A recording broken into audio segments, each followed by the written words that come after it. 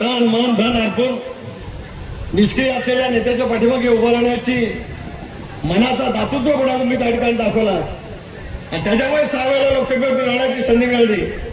केंद्रामध्ये एकदा वाजपेयी साहेबांच्या मंत्रिमंडळामध्ये ते केंद्रीय मंत्री होते आणि नरेंद्र मोदी साहेबांच्या मंत्रिमंडळामध्ये सुद्धा मनोज भागवत 5 वर्ष ते मंत्री होते. हल्ली वयापर्यंत थोडस मला कोणतरी बोललं की आला त्यांचा मुक्काम मनोज भागवतांचा आमच्या मनामध्ये कसली शंका असेल काय काय गमतीचा भाग त्या ठिकाणी. नरेंद्र मोदी साहेबांच्या मंत्रिमंडळामध्ये त्याला 5 वर्ष काम करण्याची संधी मिळाली. ते सांगतात मनोजजी ज्याचा धिक्कार तुम्ही सर्वांनी म्हणून त्या ठिकाणी केला पाहिजे. 8 निवडणुका ज्या वेळेला अनंत किती लढले भारतीय जनता पक्षाची 7 सोबत घेऊन लढले. एकही निवडणूक आज पहिले प्रथम आहे की आज ते महाविकास आघाडीच्या माध्यमातून त्या ठिकाणी लढतात. 5 वर्ष नरेंद्र मोदी साहेबांसारख्या एका खडका नेतृत्वाच्या माध्यमातून त्याला काम करण्याची संधी मिळाली. त्या 5 वर्षात विकास मगाशी बोललं ते खऱ्या विकास अवघड खातं अवजड नाही अवघड या खात्याचा आणि यांचा विचाराचा दुरान्वय संबंध आला नाही. मनामध्ये आणले असताना त्याचा उल्लेख तुम्ही या ठिकाणी महिलांच्या कार्यक्रमासाठी केलात, महिलांच्या योजनेसाठी केलात. त्या अनेक योजना त्या खात्याच्या मार्फत आणि अनेक कामं त्या ठिकाणी करता येऊ शकतात. पण संविधान नसल्यामुळे कुठल्याही गोष्टीची तत्परता त्या ठिकाणी दाखवता आली नाही. अनेक वेळेला संकट आली जसं आज 2022 सालामध्ये महापुराने थैमान घातलं तसंच बरेचसे 2005 सालामध्ये सुद्धा थैमान घातलं होतं. जुई असेल दासगाव असेल उलट त्या कालावधीमध्ये झालं होतं. मी त्यावेळेला जिल्ह्याचा पालकमंत्री होतो. पाऊण महिना मी जवळपास माडमध्ये मुक्कामाला होतो. त्यावेळीचे खासदार मला कंदील लावून सुद्धा दिसले नाही. कंदील लावून यावेळेला आले 1 दिवसासाठी काही तासासाठी तुम्ही तर यायला तळ वाजून पडला होता. प्रचंड प्रमाणावरती नुकसान झालेल्या परिसरामध्ये तुम्ही त्या ठिकाणी होता. महाड आणि महाराष्ट्र शहराच्या परिसरामध्ये दुर्दैवी अवस्था त्या कालावधीमध्ये निर्माण झाली होती. करोनाचा संकट एकदा आपत्ती यायला लागला की किती संकट किती मोठ्या प्रमाणावर येऊ शकतात हे त्यावेळेला आपल्याला अनुभवायला मिळालं. करोनाच्यामुळे सर्व काम बंद झालं होतं.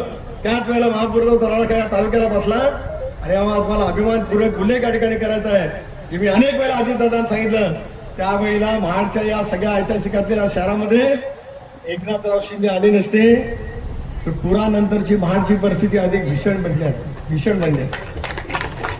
ते आले मुंबई महापालिका ठाणे महापालिकेचे सर्व यंत्रसामुग्री त्यांनी त्या ठिकाणी मागवली. 4 दिवसाच्या आत महाड शहर पूर्णपणे त्या ठिकाणी मोकळं केलं.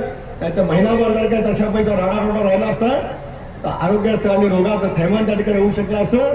त्याला पूर्णपणाची साथ एकनाथराव शिंदे साहेबांच्या नगर विकास खात्याचे मंत्री असताना दिली आणि मग आपण सर्वांनी म्हणजे काय शक्य असेल ते मदत करण्याचा प्रयत्न केला. कार्यकर्त्याला शपथ घेऊन नेतृत्व कधी सिद्ध होत नाही.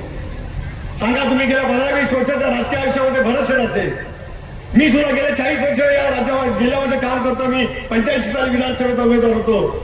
कार्यकर्त्यांना कधी शपथ आम्ही घ्यायला लावली नाही कारण कार्यकर्त्यांच्या अंतःकरणाचा विश्वास आमच्या गौरवामध्ये त्या ठिकाणी भरलेला आहे. की जे तुम्हाला शपथ का कार्यकर्त्यांना द्यावी लागते कार्यकर्त्यांच्यावरती तुमचा विश्वास नाही. ज्या कार्यकर्त्यांच्यावरती तुमचा विश्वास नाही त्या कार्यकर्त्याचा तुम्ही विश्वासघात केला, जनतेचा तुम्ही विश्वासघात केला, समाजाचा विश्वासघात केला. ज्या आमदारांनी तन मन धन जमवायला अर्पून 6 वेळेला विधानसभेवरती पाठवलं त्या सर्वांचा सहयोग त्या ठिकाणी विश्वासघात केला. जनतेचे सोबत जनसामान्यांच्या प्रश्नांची उकेल करत त्या ठिकाणी अनेक गोष्टी आपल्याला त्या ठिकाणी करता येऊ शकतात. सांगितलं धरणाचं पाणी या तालुक्यामध्ये जर का आपण अडवू शकलो सह्याद्रीच्या कृषीत पडणारं पाणी काढून महाबळेश्वरला पूर आला भरपूर पाऊस पडला का सावित्रीला त्या ठिकाणी पूर हे सगळं पाणी त्या ठिकाणी कोल्हापूरच्या परिसरामध्ये आपण अडवू शकलो. या तालुक्यामध्ये सिंचनाची व्यवस्था होऊ शकेल. औद्योगिकरणाला त्या ठिकाणी चालना तर मिळू शकेल. रोजगाराची निर्मिती होईल आणि स्थलांतर पूर्णपणाने थांबलेलं आपल्याला अनुभवायला मिळेल. हे काम पुढच्या 5 वर्षात कालपद्धतीने करण्याची जबाबदारी खासदार या नात्याने सुनील तटकरे आणि उद्याचे मंत्री या नात्याने भरतशेठ गोगावले प्रामाणिकपणे करतील असा शब्द या कार्यक्रमाच्या निमित्ताने देऊ.